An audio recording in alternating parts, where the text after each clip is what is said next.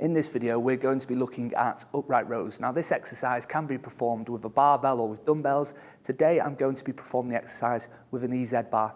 So the exercise involves pulling the barbell up vertically, nice and close to my torso. If I'm stood against a post and I'm performing an upright row, we should be able to perform the exercise nice and close without hitting the post.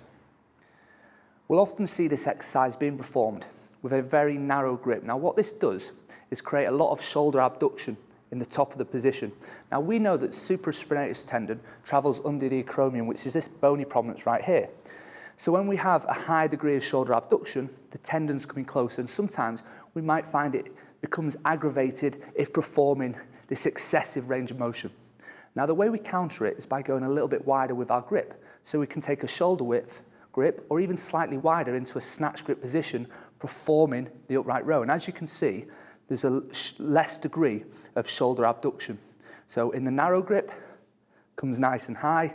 In a wider grip, the elbows stay lower.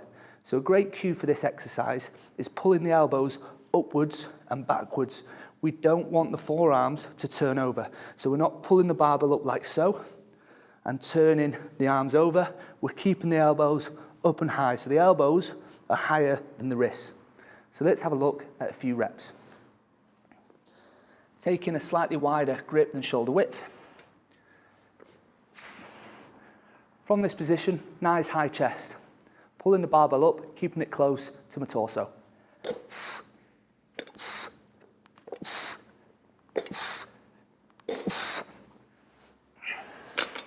That's the upright row. Great exercise for the upper traps and the deltoids.